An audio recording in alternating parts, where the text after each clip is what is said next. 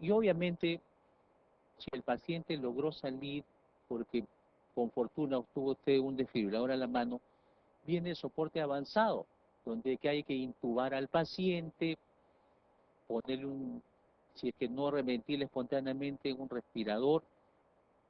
¿Qué más? Vías, invadirlo, catéter venoso central, sonda Foley, eso ya corresponde a un soporte avanzado, a un soporte avanzado. Intubar al paciente, y eso es soporte avanzado, ponerle un catéter central, ponerle un tubo, un ventilador, y obviamente la intubación, si bien es cierto, en el papel suena fácil, pero no hay una experticia en todos los médicos, no todos están capacitados como para intubar a un paciente. Y esto es una carrera contra el tiempo. No es que uno va a estar ahí 5 minutos intentando intubar. Entonces, por eso es que en los tiempos actuales esa parte de la intubación se está estudiando bastante para tratar de usar dispositivos externos nomás. Dispositivos externos. Por ahí está yendo la cosa. Entonces, algunas cuestiones generales, si el paciente es fibrilación y taquicardia ventricular, CAB, ya dijimos eso. Después de 3 descargas, persiste el paciente en taquicardia ventricular persistente o recurrente o en fibrilación ventricular, adrenalina, se vuelve o vasopresina, se vuelve a desfibrilar, se puede intentar amiodarona, pero ya son medidas heroicas. Hasta acá, de repente, es aceptable. Si es actividad eléctrica sin pulso, uno ve en el monitor que hay actividad eléctrica, no se debe desfibrilar. Se empiezan las compresiones torácicas, se trata de identificar las 5Hs y las 5Ts, hipovolemia, hipoxia, acidosis o hipocalemia, hipotermia, taponamiento cardíaco, neumotoras, atención, trombosis coronaria, tromboembolia pulmonar. Y si es asistolia, sean compresiones, no se intenta desfibrilar, se trata de valorar con el desfibrilador si es que el paciente de la asistolia ha virado a FB para desfibrilar en ese momento. En ese caso, si es que no es esa la circunstancia, se puede optar por un marcapaso transcutáneo. Transcutáneo, adrenalina endovenosa, la atropina no tiene beneficios. Y obviamente las metas, tanto del soporte básico y avanzado, es recuperar el cerebro. Recuperar el cerebro, prevenir la recurrencia, si hay causas identificables, tratarlas. ¿Cuál es el punto clave para recuperar el cerebro? La desfibrilación. La desfibrilación. Recuperar lo más antes posible la circulación espontánea. ¿Y eso con qué? Si es FB, desfibrilar. ¿Cuáles son los objetivos a alcanzar para preservar las funciones cerebrales? Son estas que están consignadas en la tabla. Un pH en rangos aceptables, normocapnia, CO2 entre 35 y 40 y la presión arterial media entre 90 y 100. ¿Cómo sé que mi reanimación cardiopulmonar ha sido efectiva? Si es que la midriasis se reduce, aparece reflejo fotomotor, presencia de reflejo corneal, respuesta motora a estímulos dolorosos y recuperación de la ventilación espontánea. ¿Qué más? Otro tema a revisar, shock. También es un tema bastante purgado y de conocimiento bastante general. Obviamente, si uno quiere abordar el shock en toda su forma de presentación, shock cardiogénico, shock séptico, en shock séptico uno puede pasar horas y horas. Entonces, es un abordaje bastante puntual. Básicamente, en el shock hay una hipotensión significativa, sobre todo que afecta la microcirculación y va a alterar la hipoperfusión tisular y el intercambio de oxígeno. Tiene varias definiciones dependiendo del texto que uno revise, pero básicamente, ¿cuál es la norma? La hipoperfusión tisular. La hipoperfusión tisular que conlleva a hipoxia celular general y compromiso multiorgánico. Falla la perfusión, falla el metabolismo aeróbico, se torna anaeróbico y este metabolismo es menos eficiente, aparece acidosis láctica, falla orgánica múltiple. Obviamente, si el shock es séptico, si el problema es una sepsis ya conllevada a shock séptico, la mortalidad oscila entre 40 y 60%. Pero si es un síndrome de respuesta inflamatoria sistémica, 10%.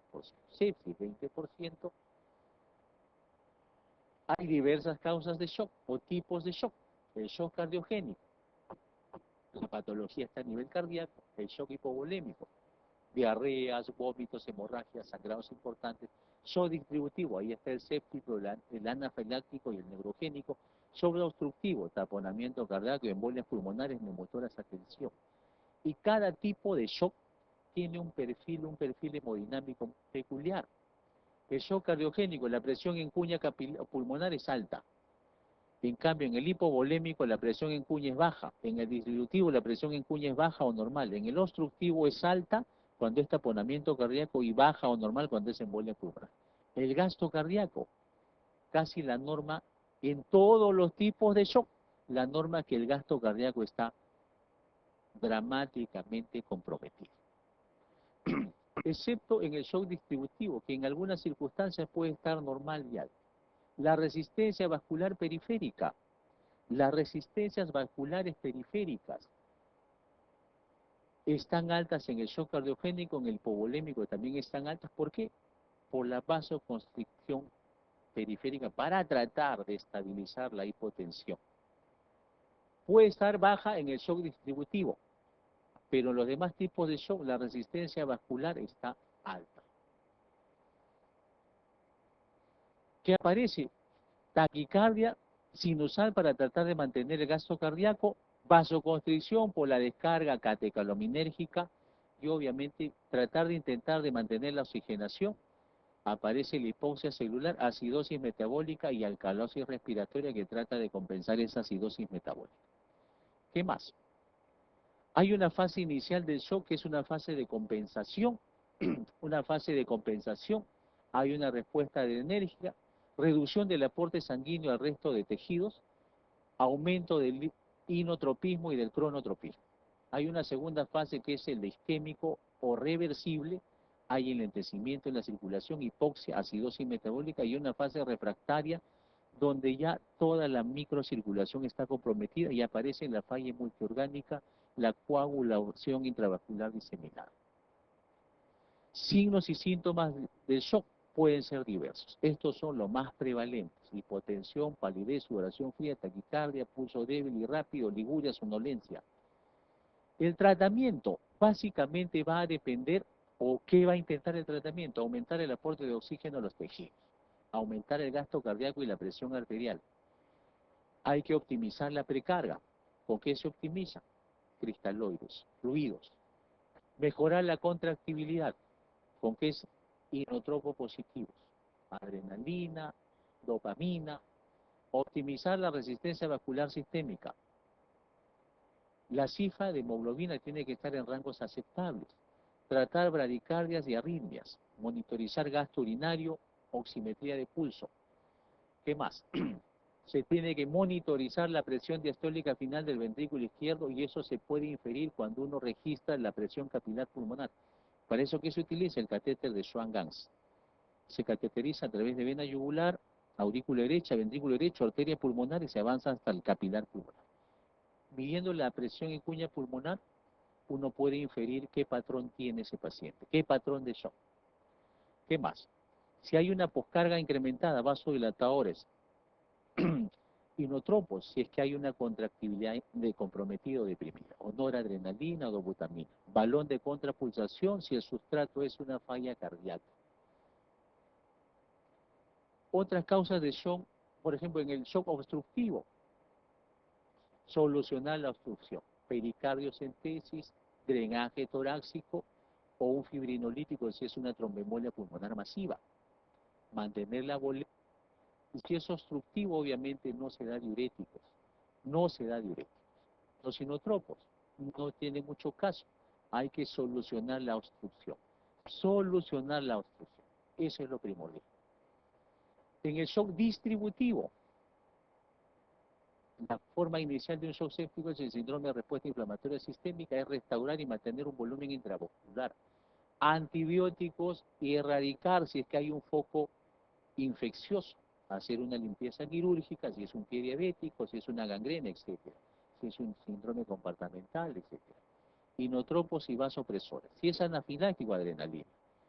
Si es por insuficiencia adrenal aguda, volumen y esteroides parenterales, metilprednisolona, vasopresores. Si es neurogénico, volumen más vasopresores. Puntos importantes en el shock. Eso deben de saber. Flujo sanguíneo inadecuado a las demandas metabólicas. Siempre es un síntoma de una patología que debe ser diagnosticada y tratada, y obviamente las evidencias de hipoperfusión es gasto cardíaco comprometido, alteración en el estado mental, acidosis. Categorías del shock, ya se mencionó. Básicamente el tratamiento se centra en aumentar el gasto cardíaco y mejorar la presión. ¿Con qué? Con fluidos, aumento de la contractilidad con inotropos e incrementar la resistencia vasculares sistémicas con vasopresores si estas están reducidas, dependiendo del tipo de shock. ¿Qué más? Cuando falla el corazón, en este caso, cuando es por falla cardíaca, este se caracteriza por gasto cardíaco comprometido, presión venosa central normal o alta, hipoxemia secundaria a la presión cuña pulmonar incrementada. ¿Qué se hace? Se reduce la precarga y se reduce la poscarga. ¿Y esto qué mejora? La oxigenación. Pero si es una falla cardíaca con hipotensión, no hay que reducir la precarga. Si el paciente está hipotenso, yo reduzco la precarga, con la poscarga lo voy a hipotensar más. Hay que hacer excepciones según el caso. En el shock hipovolémico, básicamente restablecer la presión en el pulso y el gasto urinario, básicamente reemplazando con líquidos apropiados, según sea el caso. Si es una hemorragia importante, tiene que ser sangre. Si es diarrea, cristaloides. Por ejemplo, importante en el shock, la hemoglobina.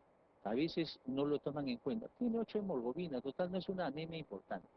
Un incremento en la hemoglobina de 9 a 11 aumenta el aporte de oxígeno en 30%, mientras que un incremento de la presión de oxígeno de 60 a 90, porque le voy a poner oxígeno al 100% en máscara de Turi, en máscara de Servolio.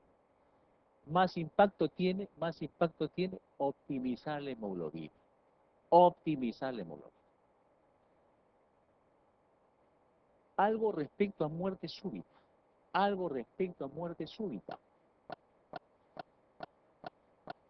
¿Cómo se define muerte súbita?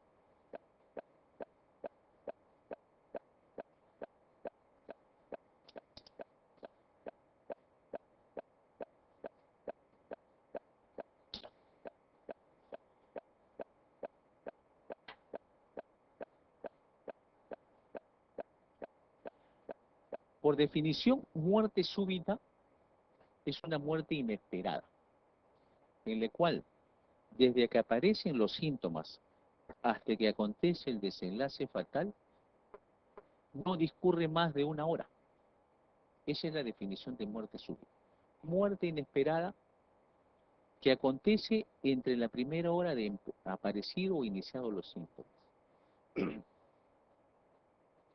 ¿Cuál es la causa por lejos? Las causas cardíacas. En el 60-70% de los casos de muerte súbita son por eventos cardiovasculares, siendo la enfermedad coronaria la más prevalente. 70-80% de las causas cardíacas son por enfermedad coronaria. ¿Que puede haber otras causas no cardíacas? Sí. ¿Puede haber causas no cardíacas? Sí. Falla respiratoria, renal, hepática, eventos neurológicos, sobre todo stroke, hemorragia intracraneal o hemorragia subaracnoidea, pero son menos importantes. En la muerte súbita, las causas cardíacas por lejos son las más prevalentes. ¿Sobre todo cuáles? La patología coronaria. Acá alguna definición del texto de Bramwell que dice muerte natural debido a causas cardíacas generalmente precedida por pérdida bruta de la conciencia en la primera hora desde iniciados los síntomas. Aunque puede existir enfermedad cardíaca previa, el momento y modo de morir se consideran inesperados. Una definición un poco más extensa,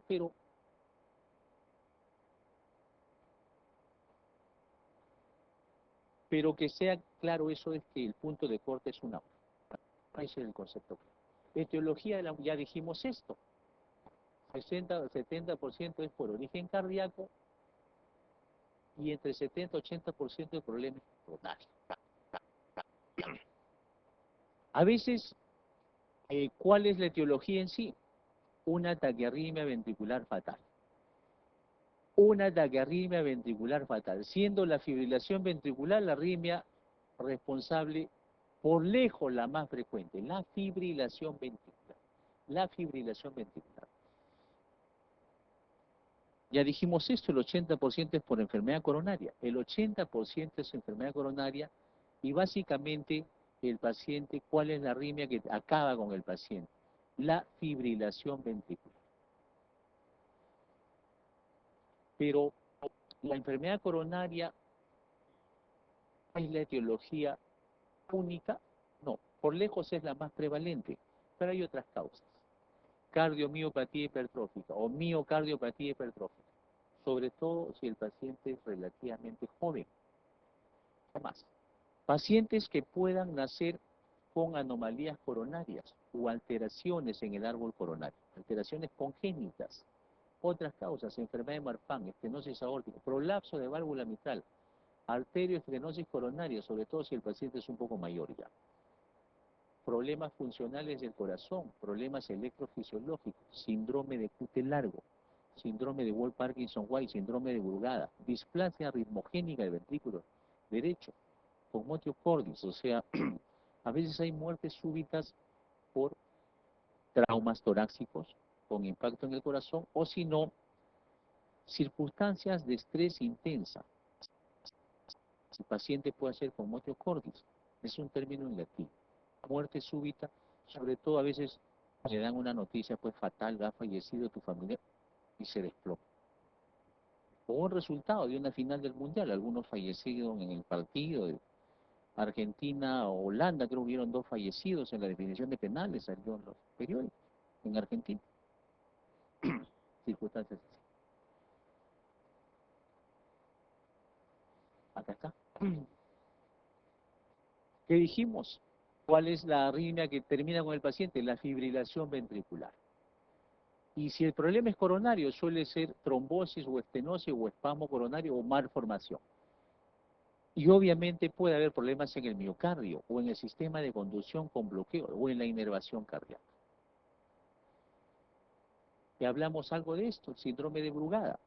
Es un síndrome en el cual básicamente hay una mutación genética que codifica el intercambio de sodio en los canales respectivos. Y a veces es un cuadro enmascarado, lo que tiene que desenmascararse usando procainamida o flecainida. Y el electrocardiograma tiene esta morfología. El paciente en reposo, sin síntomas, tiene esta morfología. Y a veces por momentos hace vida esta morfología. Elevación del ST de B1 a B3. B1, B2, B3. Este es supranivel. A veces es solapado y tiene que evidenciarse usando admajalina o procainamida, o a veces es evidente en el paciente. Y a veces nadie le da mayor bola o mayor caso, le hace al paciente porque viene pulsando con episodios sincopales, reiterativos. Un buen día, ¡pum!, hace 5, pues ya no se levanta. Entonces, esta entidad la descubrió un grupo de una familia de cardiólogos españoles, se apellidan Brugada, son ya varias generaciones. Sobre todo afecta personas de raza asiática. Ahí se descubrió, en esos grupos poblacionales. Y obviamente, ¿cuál es la causa de muerte? Fibrilación ventricular. Muerte súbita por una taquiarritmia ventricular. ¿Cuáles son los grupos de riesgo para hacer muerte súbita? Los grupos de mayor riesgo. Aquel que tiene cardiopatía coronaria con síntomas, sobre todo si tiene angina inestable o un infarto reciente, o tiene una cardiopatía estructural generada por cardiopatía coronaria, falla cardíaca con fracción de eyección menos de 35.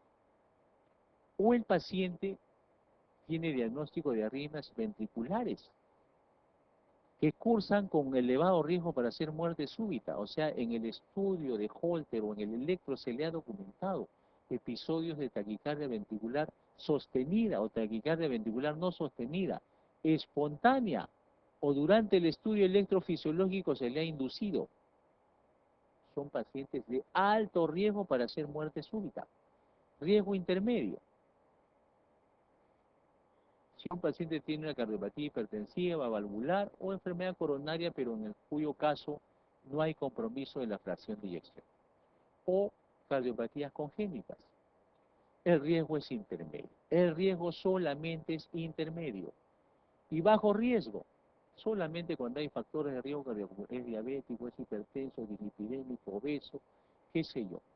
Controlar los factores de riesgo, sedentarismo, abandonar el tabaco. ¿En quiénes se debe de tratar este potencial riesgo de muerte súbita? Solamente en los de alto riesgo. ¿Y cuál es el tratamiento? Colocarles un cardiodefibrilador implantable. Es la terapia preferida. No, yo le voy a dar amiodarona.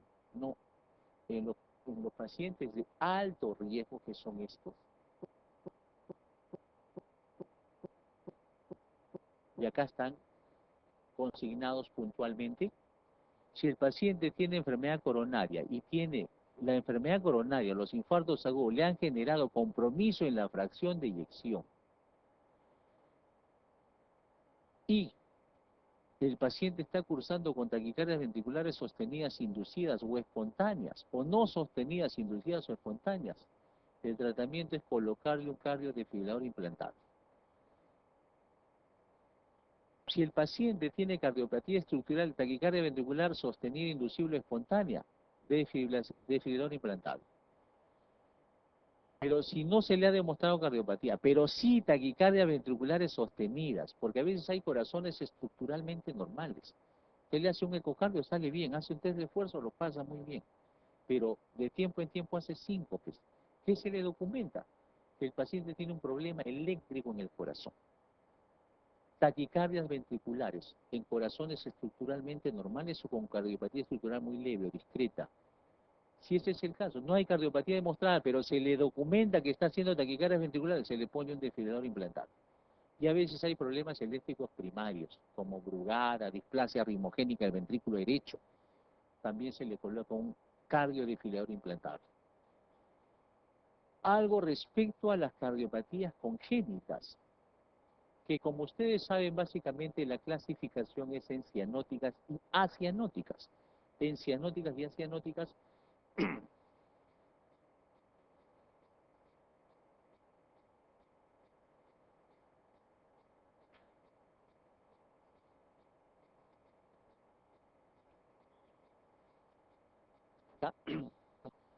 donde básicamente siempre cuando una familia tiene algún niño con alguna cardiopatía congénita, trata de buscar una causal. Y es motivo de presión al médico o al cardiólogo. ¿Qué pasa? ¿Por qué? A mí me ha pasado eso. Y obviamente él espera una respuesta concreta. Pasó por esto, por lo otro, que se me cruzó un gato negro. A veces tiene sus propias interpretaciones de las cosas. Entonces, pero el cardiólogo no le puede dar una respuesta puntual. Ha sido por esto. Porque la multicausalidad es la norma. La multicausalidad es la norma. ¿Qué causas hereditarias? La herencia contribuye poco. No es que no contribuye en nada, contribuye poco. O los factores ambientales también contribuyen una pizca. Infecciones por rubiola, fármacos, cocaína, radiaciones. ¿Qué más? El periodo crítico es entre la tercera y octava semana de la gestación. Ahí es donde se forjan las cardiopatías congénitas. ¿Qué es lo que deben de saber? El corazón empieza a latir entre la tercera semana aproximadamente, entre los 22 a 24 días, y aparece la circulación. El área cardíaca, en este caso, ¿de dónde se genera el corazón? Del mesodermo. Se genera del mesodermo, de su hoja parietal y visceral. En la hoja visceral hay dos tubos endocárdicos que se fusionan y dan un tubo cardíaco único. Se fusionan y generan un tubo único que se subdivide en 5 regiones. Básicamente, las cardiopatías congénitas se dividen en no cianóticas y cianóticas. De las no cianóticas, estas son las más prevalentes. El CIB, o comunicación interventricular, el CIA, comunicación interarterial, el ductus, la estenosis pulmonar, coartación de aorta. Las no cianóticas por lejos son las más prevalentes, por lejos. Y las cianóticas son menos prevalentes. ¿Cuáles son las más emblemáticas? Tetralogía de Fallot, transposición de grandes vasos. Empecemos con las no cianóticas. Las no cianóticas pueden generar un flujo pulmonar aumentado. Cursan con hiperflujo pulmonar, el CIB, CIA y el ductus. Con un flujo normal, estenosis pulmonar, coartación de aorta o estenosis aórtica. De las cardiopatías en general, ¿cuál es la más prevalente? En niños, el CIB. De las cardiopatías congénitas que se diagnostican en el adulto, ¿cuál es la más prevalente? El CIA. En los niños lo más prevalente es el CIB y en los adultos lo más prevalente es el CIA. Empecemos con el CIB. Hay un defecto a nivel del septum interventricular que va a generar un shunt que va del ventrículo izquierdo hacia el ventrículo derecho, sobrecargando de volumen el ventrículo derecho. Y este volumen excedente o excesivo va hacia la arteria pulmonar, generando un flujo pulmonar incrementado. Acá está, vean, en el esquema, el shunt es de izquierda a derecha y sobrecongestiona los pulmones.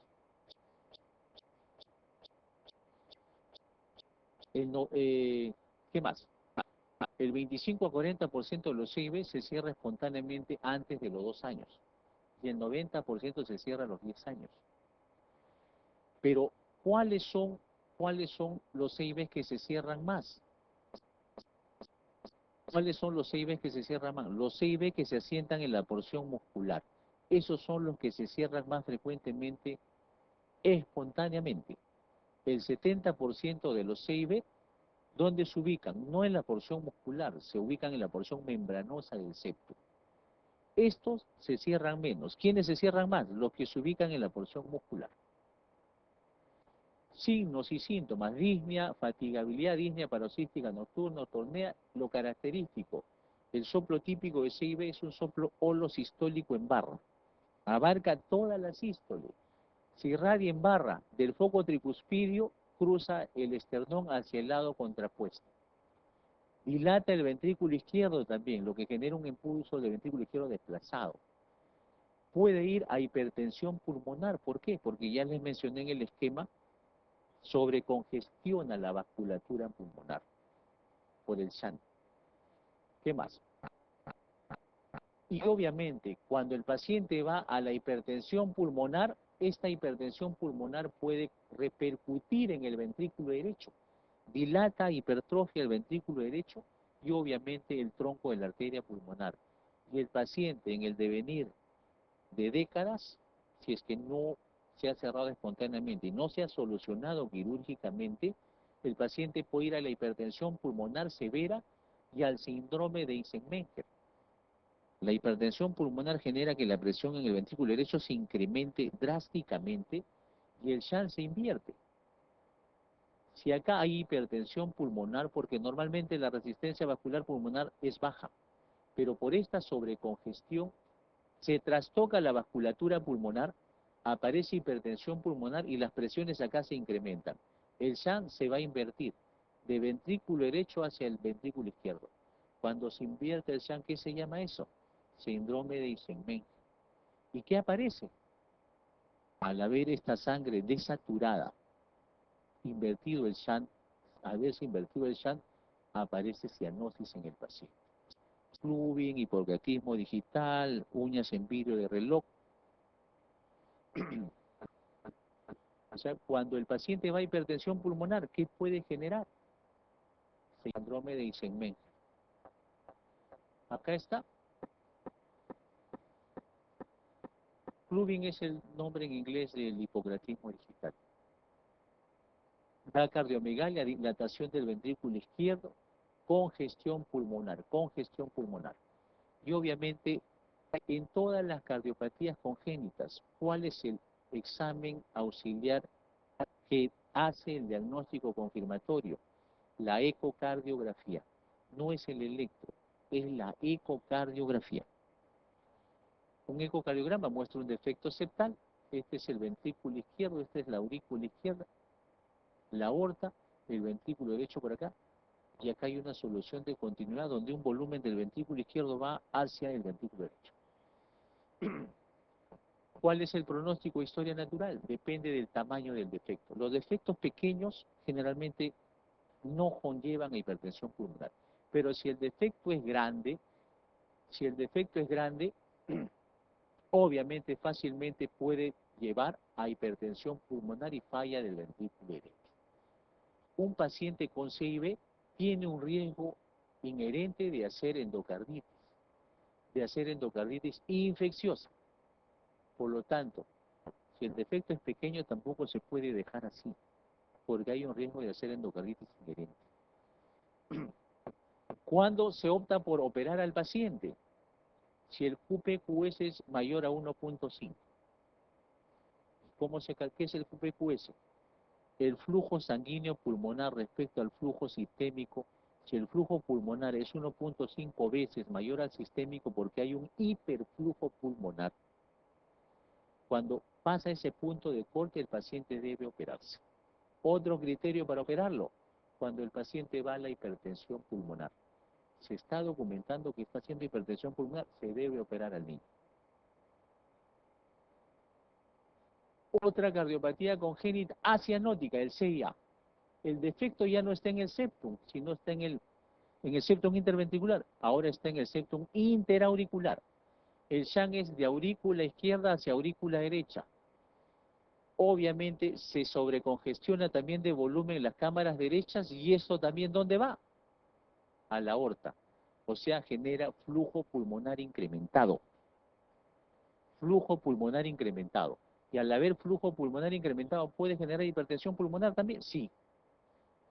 ¿Que puede ir a la INSEMEC? También puede pasar. Acá está. Septum interatrial, solución de continuidad, el shunt es de aurícula izquierda, aurícula derecha.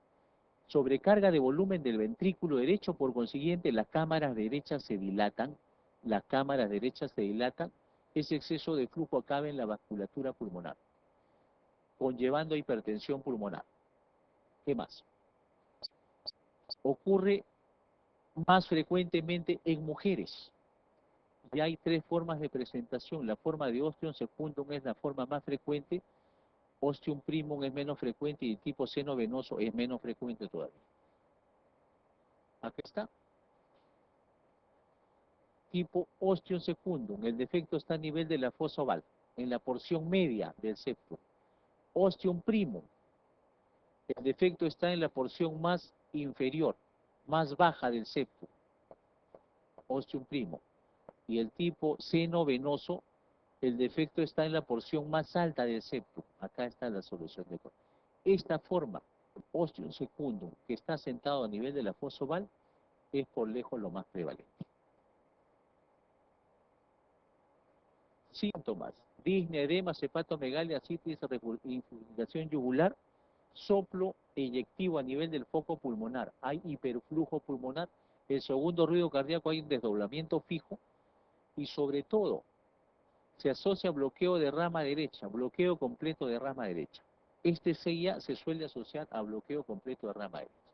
Los defectos pequeños tienen poca repercusión hemodinámica y los grandes, más de 2 centímetros, generan un gran shunt, gran congestión pulmonar, riesgo de ir a la hipertensión pulmonar. ¿Cuándo se opera el paciente? QPQS más de 1.5, o si es que hay hipertensión pulmonar. En el electro queda el CIA, hipertrofia del ventrículo derecho, patrón de hipertrofia del ventrículo derecho. Acá está. Placa de un CIA muy típico. Como da hipertrofia y dilatación de las cámaras derechas, el ápex del corazón luce levantado. El ápex del corazón luce levantado. Cuando hay hipertrofia de cámaras derechas de ventrículo, el ápex del corazón luce levantado. Hiperflujo pulmonar. Ecocardiograma. Ventrículo izquierdo, ventrículo derecho, septum interatrial y el shunt está de aurícula izquierda hacia aurícula derecha. Si el QPQ es menos de 1.5, no da síntomas, no da alteración hemodinámica. Pero si el QPQS rebasa los 1.5, el paciente debe de operarse. ¿Qué más? Raramente va a la Eisenmenger. El CIP sí va a la Eisenmenger con más posibilidad. Complicaciones, arritmias, insuficiencia o falla del ventrículo derecho, embolismo paradojal o infecciones recurrentes o la congestión pulmonar. El embolismo paradojal puede ser que un trombo en la aurícula derecha, perdón, un trombo en la aurícula izquierda, al haber una solución de continuidad acá, cruce el defecto, acabe en las cámaras derechas y se embolice hacia la vasculatura pulmonar, generando una tromboembolia pulmonar cuando el trombo aconteció en el aurícula izquierda. A eso se llama embolias paradojales.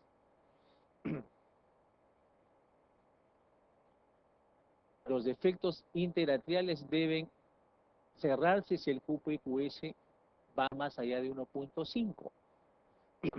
Pero si el paciente va al síndrome de Eisenmenger, a la hipertensión pulmonar irreversible y inversión del shunt, todo paciente con CIB o CIA o ductus que va a la inversión del shunt al síndrome de Eisenmenger ya es inoperable, no debe operarse.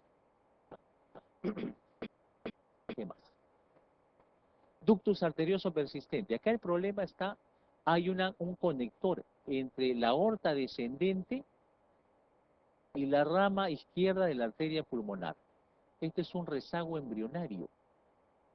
Conecta la aorta con la arteria, la rama izquierda de la arteria pulmonar, generando un shunt que va de la aorta hacia la arteria pulmonar. Entonces, ¿qué sucede? De la aorta hay una conexión que lleva sangre de la aorta hacia la arteria pulmonar, sobrecongestionando la vasculatura pulmonar. Y también puede conllevar a hipertensión pulmonar y a síndrome de Eisenmenger. Normalmente el ductus se cierra espontáneamente al nacer y da un flujo continuo que va de la aorta a la arteria pulmonar, un shunt de izquierda a derecha. Raramente se cierra en la infancia, se suele cerrar en los primeros días de nacido neonato.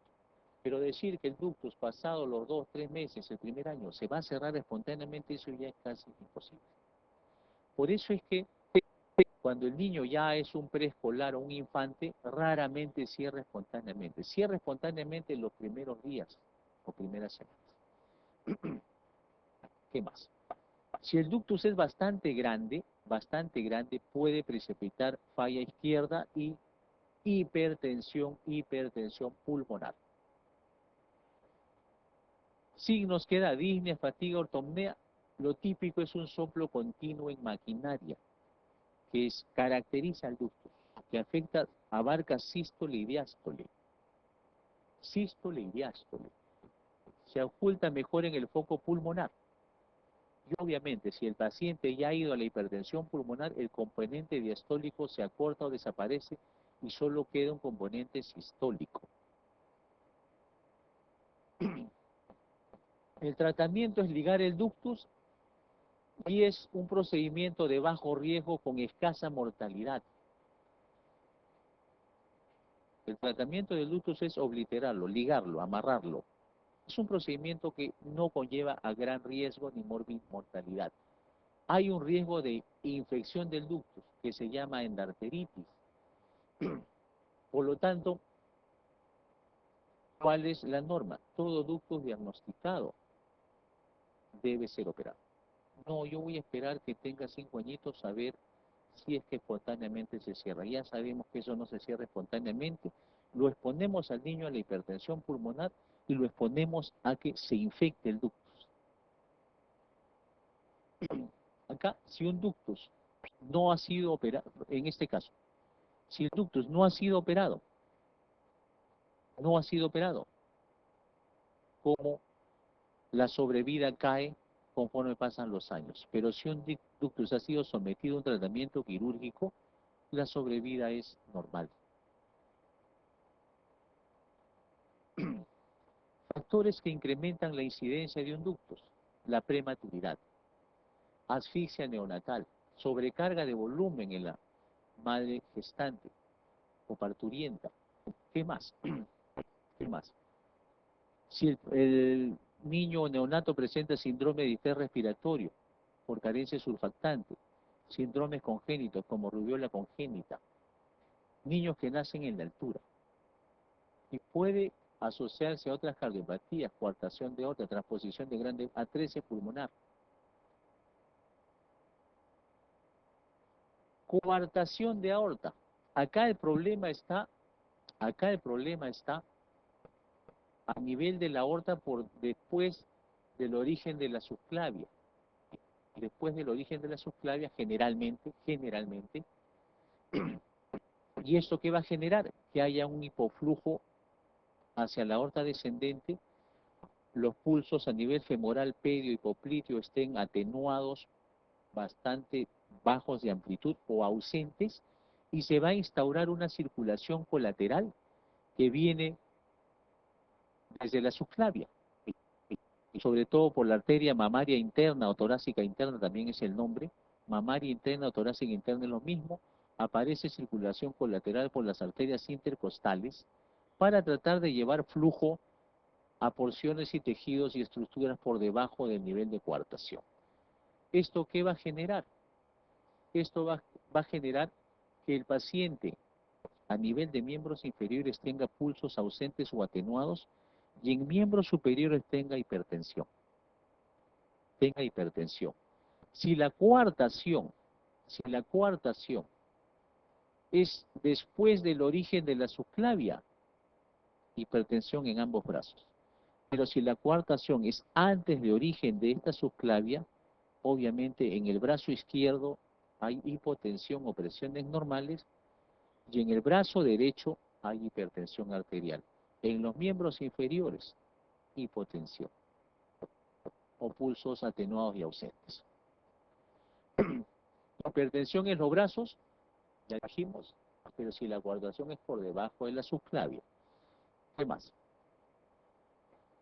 Hay gran circulación colateral, ya les mencioné en el esquema, puede asociarse a síndrome de Turner, de aorta bicúspide C y B, ductus arterioso, estenosis mitral, insuficiencia mitral, aneurisma en el polígono de Willis. Muchas veces cursan sin síntomas y se diagnostican accidentalmente en chequeos de rutina por otras dolencias o patologías. Complicaciones: hipertensión arterial, falla del ventrículo izquierdo, disección de la aorta, enfermedad coronaria prematura, endocarditis infecciosa, stroke, desórdenes cerebrovasculares.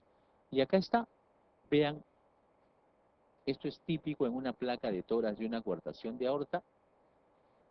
Las arterias intercostales dilatadas, turgentes, tratando de llevar circulación colateral, se dilatan, se ensanchan y horadan el borde inferior de las costillas. Estas muescas son horadaciones generadas por las arterias intercostales dilatadas, dado que se establece una circulación colateral. Acá el estudio de elección es la angiotomografía para documentar a qué nivel está la coartación. A veces el ecocardiograma no puede valorar estas estructuras. Se requiere una angiotomografía. ¿Cuándo se indica operar una coartación? Cuando la gradiente transcoartación es más de 30 milímetros de mercurio. Opciones: dilatar con balón. Con un balón se puede dilatar la zona de coartación, pero hay una incidencia de aneurisma y recoartación. Si es que la dilatación con balón fracasa, se tiene que optar por una cirugía. Estenosis pulmonar básicamente es una cardiopatía congénita que afecta a niños. Estenosis de la de la válvula pulmonar. Básicamente hay un engrosamiento y fusión de los velos pulmonares, generando una reducción en su apertura. Los niños suelen estar asintomáticos. Solamente si es que la estenosis es severa y la reducción del área valvular es importante, aparece disnea, dolor retroesternal. Hay un primer ruido normal, el soplo es sistólico, importante sobre todo en el foco pulmonar. La placa de tórax, no hay gran dilatación, la silueta suele ser normal, puede haber signos de crecimiento de ventrículo derecho y una dilatación postestenótica, dilatación de la arteria pulmonar postestenótica. ¿Qué más? Si la estenosis es severa, con presiones mayores a 60 milímetros de mercurio, valvulotomía con balón. Se mete un catéter a nivel de la arteria pulmonar, en este caso de la válvula pulmonar, y el catéter tiene un globito que entra colapsado y se insufla el globo con un manguito externo y con un balón se dilata y se ensancha el área de la válvula pulmonar. Eso se llama valvulotomía con balón. ¿Qué más? De las cardiopatías cianóticas, revisemos algunas de ellas. Algunas van con flujo pulmonar incrementado y otras con flujo pulmonar reducido. Con flujo pulmonar incrementado, transposición de grande base, síndrome de Eisenmenger. Con flujo pulmonar reducido, tetralogía de Fallot, atresia tricuspide, anomalía de Epstein. En la tetralogía de Fallot, su nombre lo dice, hay 4 condiciones anatómicas que la tipifican. De esas 4, una es la más importante. ¿Cuáles son? Comunicación interventricular, esa no es la más importante. Estenosis de la arteria pulmonar, hipertrofia del ventrículo derecho, cabalgamiento de la aorta. ¿Cuál es lo más importante? La estenosis de la arteria pulmonar o del infundíbulo. Estenosis del infundíbulo o la arteria pulmonar. Estenosis de la arteria o infundíbulo pulmonar. Esa es la más importante. Da cianosis, que aparece semana después del nacimiento. A veces la estenosis pulmonar puede ser tan severa que puede ir a la atresia y la cianosis aparece al nacer. Hay hipocratismo digital, soplo sistólico intenso a nivel del foco pulmonar porque la válvula pulmonar y su infundíbulo suele estar comprometida. A veces hay una tetralogía de Fallot rosada donde no hay cianosis muy importante, la saturación es aceptable. Sobre todo si es que la obstrucción a nivel pulmonar no es muy importante. Porque ¿de qué va a depender? Acá está. El principal factor es la estenosis del infundíbulo pulmonar. Si este infundíbulo no está muy estenosado, permite el flujo de ventrículo hacia la pulmonar sin mayor percance, el shunt de ventrículo derecho a ventrículo izquierdo no es significativo. No es significativo. Por consiguiente, pero si este infundíbulo está bastante obliterado, bastante cerrado, el shunt va a ser marcado, porque la única válvula o vía de escape que va a tener ese ventrículo derecho va a ser a través de esta comunicación interventricular. Por consiguiente, el principal parámetro de la tetralogía de Fallot es la estenosis del infundíbulo pulmonar. Y si esta estenosis es muy leve, el flujo puede atravesar fácilmente y el flujo va a la arteria pulmonar. Pero si es muy cerrada, el flujo se va de ventrículo derecho hacia ventrículo izquierdo, apareciendo cianosis marcada. A eso se llama tetralogía rosada. La placa de tórax, los pulmones van con poco flujo o hipovascularizados. En el tratamiento hay que evitar la crisis de hipoxia. La crisis de hipoxia. Básicamente, en el tratamiento consiste en ensanchar este tracto de salida, este infundíbulo. Se lo trata de ensanchar y se cierra el CIB. Se cierra el CIB con un parche y se ensancha esto, de tal manera que todo el flujo vaya hacia la arteria pulmonar. Con eso se le hace una corrección definitiva al paciente. Enfermedad o anomalía de Epstein. Acá el problema es una dismorfología de la válvula tricuspidia, en la cual cursa con una implantación demasiado bajo del velo septal y del velo anterior y posterior de la válvula tricuspidia. Esto genera una aurícula derecha bastante grande con un ventrículo pequeño. ¿Qué más? Hay insuficiencia de la válvula tricuspidia y la muerte suele acontecer entre la tercera y cuarta década de la vida, pero va a depender de la severidad de la afectación tricuspidia. Hay válvulas tricuspidias que vienen con una dismorfología muy marcada, con insuficiencia marcadísima, y obviamente el pronóstico es malo. Cursa la enfermedad de Epstein, ¿a qué se suele asociar? A Wolff-Parkinson-White.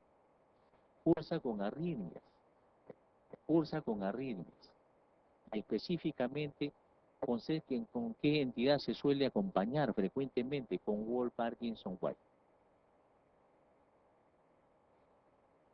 Acá está, vean. Esta es la válvula tricuspidia. En vez de tener una implantación a este nivel, mire dónde está, dónde acaba implantada, por acá.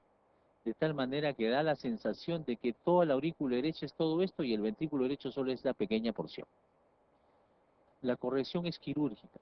Se trata de hacer una valvuloplastía tricuspida para que todo quede en este plano, pero a veces la afectación es tan severa que solo queda poner una prótesis tricuspidia. Otra alteración congénita que se acompaña a la enfermedad de Einstein suele ser CIA. No solamente se suelen acompañar con Wolff-Parkinson-White, sino también con comunicación interatrial. Con comunicación interatrial. Transposición de grandes vasos.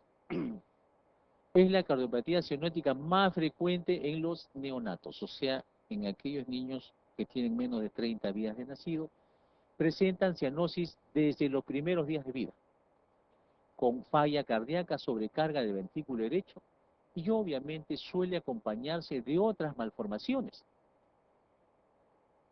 Y el pronóstico va a depender de eso. ¿Por qué una transposición de grandes vasos pura no suele sobrevivir? Requiere de otras malformaciones para que el niño sea viable y sobreviva algunos días o meses.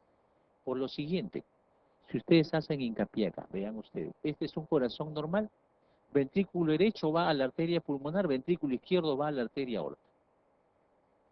Muy bien, vean cómo es la transposición. La aorta sale del ventrículo derecho y la pulmonar sale del ventrículo izquierdo. Muy bien. Si ustedes revisan el circuito, dicen, del ventrículo izquierdo va a la arteria pulmonar. ¿Eso a dónde va? A los pulmones, ¿sí o no? Sangre oxigenada. Esta sangre oxigenada se oxigena más todavía en los pulmones. De los pulmones, esa sangre ¿dónde va a regresar? Regresa a través de las venas pulmonares, que son 4, a la aurícula izquierda. Y nuevamente al ventrículo izquierdo, nuevamente a la pulmonar y nuevamente va a oxigenarse. O sea, ¿en qué momentos va a la circulación sistémica? Nunca. Y lo mismo pasa con el ventrículo derecho. Sangre desaturada, desoxigenada. Va a la aorta, va a órganos y sistemas, hígado, miembros inferiores, regresa, los órganos y tejidos le retiran más oxígeno a esa sangre desaturada, regresa nuevamente por la vena cava inferior y superior a la aurícula derecha y nuevamente vuelve a hacer. ¿Y en qué momento se oxigena esa sangre? ¿Cuándo se oxigena? Nunca. Los dos circuitos van por su lado y no hay manera de que esta sangre se oxigene. Si el niño nace sin alguna otra malformación, ningún otro shunt, no es viable. Suele ser un natimuerto. Una transposición para que el niño nazca vivo, tiene que haber un shunt. Tiene que haber un punto de mezcla de las dos circulaciones donde esta sangre oxigenada se mezcle con esto para oxigenar en algo esta sangre. Y eso es una condición indispensable. ¿Y cuáles son esos shunts? Puede haber un CIA y a través del CIA se mezclan las dos circulaciones y esto se oxigena en algo. O puede haber un CIB o puede haber un ductus. ¿Qué más? En la placa, flujo pulmonar aumentado, cardiomegalia. La silueta cardíaca tiene una forma de un huevo, no en posición vertical, sino en posición horizontal. Y en general, a veces tiene un CIA pero pequeñito o un CIB muy chiquito, donde la mezcla por ese CIB pequeño es escasa. ¿Qué se hace en el paciente? Por un cateterismo se le genera un CIA, se le hace una atrioseptostomía, o el ductus que hay por lo que se genera la mezcla es muy escaso. Entonces, el cardiólogo intervencionista, ¿qué hace? Mete un catéter por la vena cava superior o vena cava inferior, llega a la aurícula derecha y perfora el septum. Desgarra el septum generándole un CIA. Es un tratamiento paliativo para que la mezcla se dé y el niño sobreviva algunos meses. Después de algunos días o en las primeras semanas se puede intentar hacer una cirugía correctiva, llevar la aorta a esta postura y la pulmonar a la postura o el tracto de salida del ventrículo derecho. ¿Qué más? Y el síndrome de Eisenmenger, ya le dijimos, suele haber inicialmente un shunt de izquierda a derecha que conlleva a hiperflujo pulmonar, puede ser CB, CIA o ductus, y cuando este hiperflujo pulmonar genera hipertensión pulmonar severa, ¿qué hace? Esa hipertensión pulmonar repercute en el ventrículo derecho y el shunt se invierte, apareciendo cianosis, hipoxemia, ¿qué más? Disnea, síncope, falla cardíaca, segundo ruido intenso por la hipertensión pulmonar, y esto obviamente, la alteración en la vasculatura pulmonar suele ser irreversible. Mal pronóstico, mal pronóstico. Y obviamente cuando acontece eso, la hipertrofia en la capa muscular lisa de las arteriolas y la vasculatura pulmonar, se hace una hipertrofia marcada, los vasos pulmonares reducen su lumen y obviamente esto es irreversible. Un paciente con CIVA ductus o CIA que va a síndrome de Eisenmenger ya no se puede operar. Es inoperable. El caso se perdió. Y 10 minutos para esto y con eso levantamos la sesión. Sé que estamos bastante fuera de hora. Masas, tumores y masas cardíacas. 3 o 4 conceptos importantes. Los tumores cardíacos, ustedes dirán, las preguntas potenciales son, ¿cuáles son los tumores cardíacos más frecuentes? Mixoma, sarcoma. La respuesta, las metástasis. Los tumores cardíacos, ¿cuáles son los más frecuentes? Por lejos, las metástasis. O sea, tumores que vienen de otro órgano, sea de ama, sea broncogénico, sea de hígado, etc. ¿Qué más? Los tumores cardíacos pueden ser primarios o metastásicos o secundarios. Primarios quiere decir que se han originado inicialmente ahí. O sea, son intrínsecos, se originaron inicialmente ahí. De esos, los primarios pueden ser benignos y malignos. Otro tipo de tumores, secundarios o metastásicos, o sea que no se han originado ahí en el corazón inicialmente. Viene como metástasis, sea de mamas, sea de pulmón. Los metastásicos por lejos son los tumores más frecuentes del corazón, por lejos. Ahora, de los tumores primarios, los benignos son más frecuentes. Y de los benignos, ¿cuál es el más frecuente? El mixoma. El mixoma es el tumor primario del corazón más frecuente. ¿Qué más? Hay tumores pericárdicos, quistes, teratomas, pero lo que ya les mencioné, las metástasis son 20 a 40 veces a uno más frecuentes que los primarios. ¿Cuáles son los tumores que hacen más frecuente metástasis al corazón? Los melanomas, sea broncogénico, sea de mama, sea de tiroides, sea de esófago, linfomas. ¿Qué más? El melanoma maligno tiene proclividad por hacer metástasis cardíacas. De los tumores benignos primarios, ¿qué dijimos? Los benignos son más frecuentes que los malignos. En una proporción de 3 a 1, el mixoma es el más común, le sigue el lipoma, que también es benigno, y el fibroelastoma, que también es benigno. Los rhabdomiomas son tumores benignos más frecuentes en niños. En niños. ¿Qué más? Algo sobre el mixoma, cosas puntuales. Representan el 80% de los tumores cardíacos primarios. Se ubican sobre todo en la aurícula izquierda. Se originan a partir de células mesenquimales primitivas. ¿Qué más? La edad promedio, 30 a 50 años. Sobre todo afecta más a las mujeres. A las mujeres. Localización más frecuente, la aurícula izquierda. ¿A qué nivel? A nivel de la fosa oval. En el borde de la fosa oval. Es un tumor friable. Se desmenuza con facilidad. Se desmenuza con facilidad. Por eso da cardioembolismos.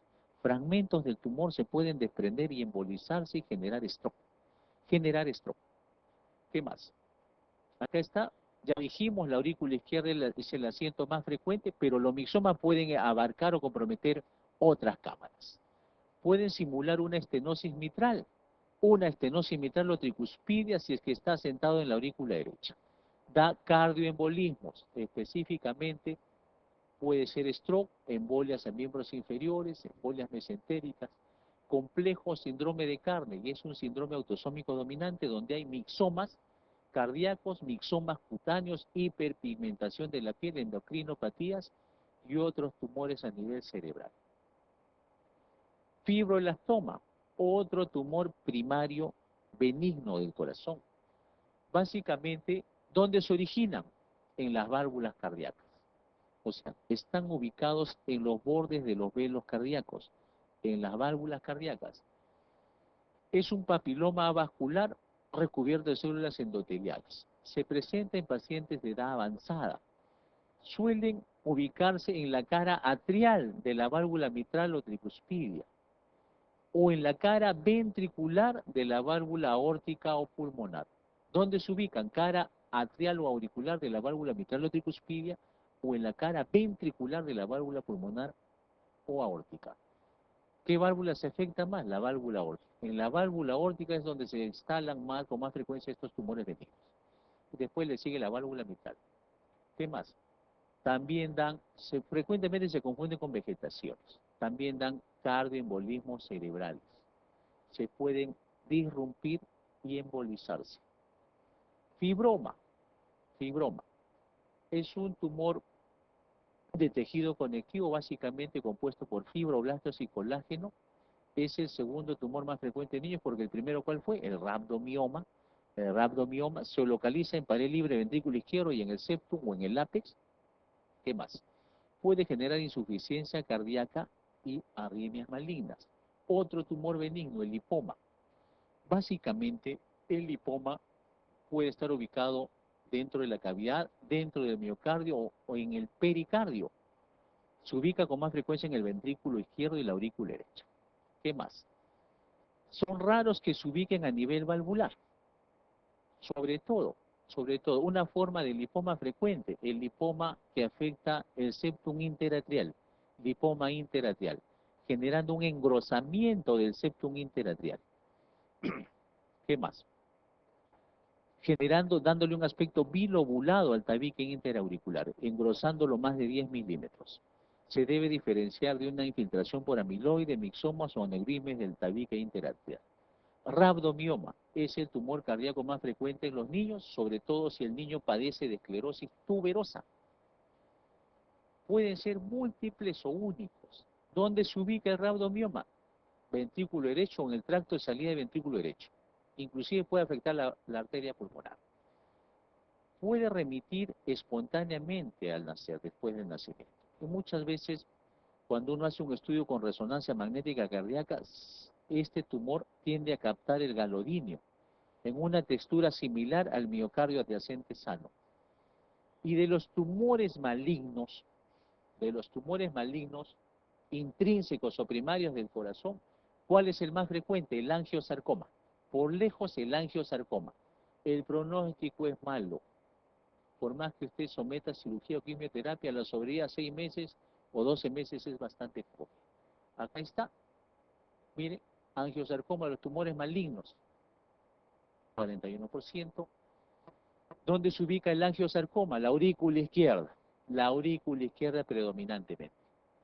En general, se caracterizan por un aspecto heterogéneo, con zonas de necrosis y hemorragia. ¿Qué más? Pueden invadir estructuras adyacentes. ¿Qué más? A través de la pleura, arteria pulmonar, venas pulmonares. Ya dijimos esto. Los angiosarcomas suelen derivar de células endoteliales. Acá un caso de una paciente que inicialmente, este es un ecocardiograma, se le diagnosticó como un mixoma, ese fue el informe ecocardiográfico, pero llamaba la atención que la masa está ubicada muy en el plano de la válvula mitral, porque los mixomas se tienden a sentar a nivel de la fosa oval, en el borde, o sea, a este nivel. Y de acá tienden a obturar la entrada de la válvula mitral, comportarse como una estenosis mitral. Pero bueno, a la paciente se le operó. En 2006 se le operó, el histopatólogo dijo, este es un mixoma, parece que lo vio muy macroscópicamente, y 3 años después la paciente regresa, se le hace otro estudio, y hay una recidiva de la masa tumoral. Pero la masa tumoral no estaba acá en la fosa oval, este es el septum interlateral, sino estaba casi en el plano valvular. Y esa no es la ubicación, no es la ubicación de un mixoma. Además, los mixomas no tienden a recidivar. Uno hace la exéresis, es un tumor benigno y ahí quedó el tema. Pero este tumor recidivó. Se le hace una resonancia magnética, uy, la tumoración estaba más grande. Y no estaba en la fosa oval. Eso era un angiosarcoma. La paciente semanas después falleció en el INEM. ¿Y qué más? Algo interesante para terminar, que básicamente los síntomas van a depender de en qué cámara esté ubicada el tumor. Los mixomas en la aurícula izquierda se comportan como estenosis mitral. ¿Qué más? Pueden dar arritmias atriales y ventriculares. Los mixomas y fibroblastomas pueden embolizarse, o sea, generar stroke. Si afectan el pericardio, pueden generar derrame y taponamiento cardíaco, sobre todo las metástasis. Las metástasis tienden a instalarse en el pericardio. Y obviamente puede haber síntomas generales, fatiga, fiebre, pérdida de peso, anemia, incremento de PCR, BCG. ¿Cómo llegan las metástasis? Los tumores más frecuentes en el corazón son extrínseos, metástasis. Por vía hematógena, por continuidad, el CA broncogénico, el CA de mama, el CA de esófago, por vía venosa, el hepatocarcinoma, el nefroma, o por vía linfática retrógrada, adenopatías malignas. Y hay otras estructuras que no se consideran tumores, como los trombos, ¿Y estos trombos pueden acontecer en el corazón? Sí, sobre todo si hay éstasis sanguínea, flúter, fibrilación auricular, fracción de eyección baja, pobre contractibilidad del ventrículo, fracción menos de 35, menos de 40. Entonces hay problemas en la motilidad, en los casos sobre todo de infarto, sobre todo en el caso de infarto anterior, raro en los infartos inferiores. Los trombos pueden ser laminares o esféricos. Tienen una densidad ecográfica mayor que la del miocardio. Se ven mejor cuando uno hace una toma de 4 cámaras y pueden embolizarse, sobre todo si tienen gran motilidad, los bordes son irregulares, pediculados y si protruyen en la cavidad del ventrículo izquierdo. ¿Algún comentario? ¿Alguna pregunta al respecto? Nos hemos pasado media hora porque llegamos un poco tarde, las disculpas del caso. Cualquier cosa para apoyarlos y servirlos en su formación para el residentado. Les deseo mucha suerte, ¿ya? Y obviamente revisen porque ustedes ven que el tiempo no alcanza. Se hace lo humanamente posible y es obligación de ustedes que incrementen su acervo médico y cultural revisando los textos respectivos. Gracias.